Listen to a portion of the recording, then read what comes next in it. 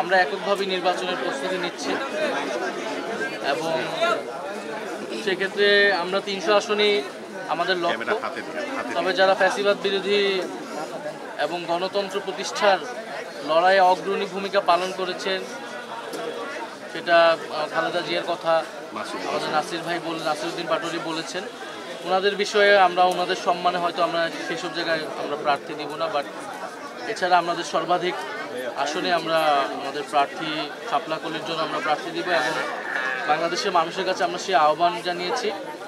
এবার বাংলাদেশের ইতিহাসে নির্বাচনী যে সংস্কৃতি, যে আমরা দেখি যাদের টাকা আছে, যারা এলাকায় গডফাদারগিরি করে, তারাই নির্বাচনের দ্বারায় আমরা সেই সংস্কৃতিকে এবার চ্যালেঞ্জ করতে চাই।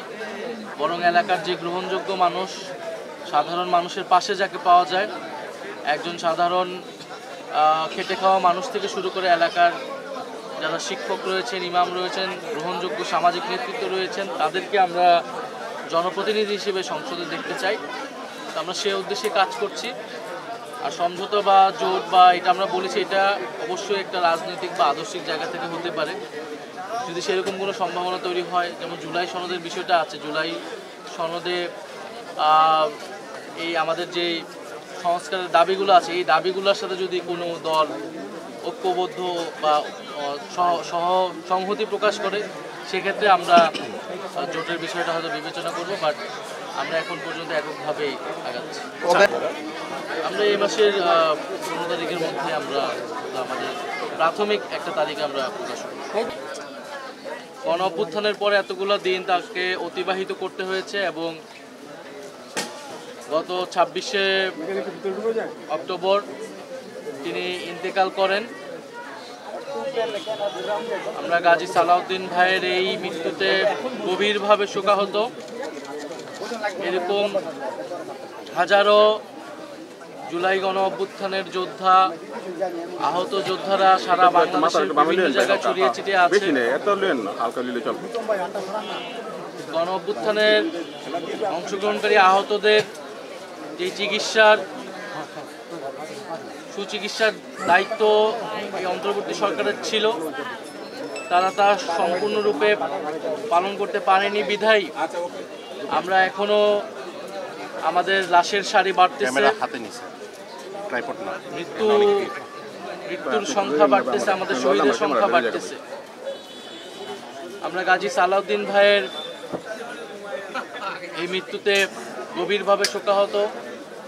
আমরা সরকারের প্রতি দৃঢ়ভাবে বলতে চাই, আমাদের যারা গণ অভ্যুত্থানের আহত যোদ্ধা যারা রয়েছেন, এখনও যারা কাতরাচ্ছেন, এখনও যাদের শরীরে স্প্লিন্টার রয়েছে, যারা নানাভাবে অঙ্গ ক্ষতিগ্রস্ত রয়েছে, তাদের সর্বাত্মকভাবে সর্বোচ্চ পরিমাণে যতটুকু সহযোগিতা করা প্রয়োজন, চিকিৎসার নেওয়া প্রয়োজন, সেটুকু যাতে সরকারের জায়গা থেকে করে। এবং এই চিকিৎসা, অনেকে যে ক্ষতিগ্রস্ত হয়েছে, এটা তাদের দীর্ঘমেয়াদী চিকিৎসা প্রয়োজন।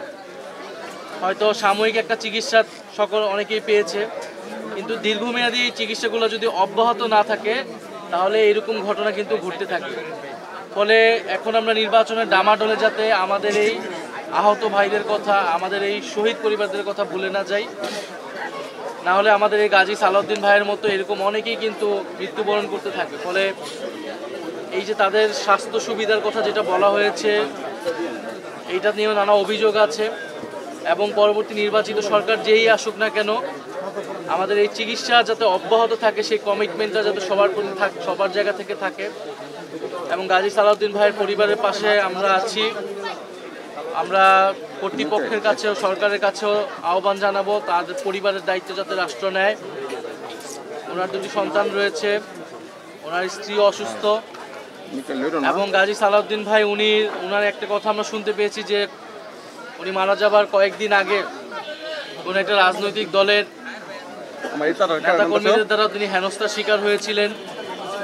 ফলে এরকম জুলাই যোদ্ধারা যারা বাংলাদেশের বিভিন্ন অঞ্চলে রয়েছেন, তাদের এরকম রাজনৈতিক নিরাপত্তা সংকটও রয়েছে।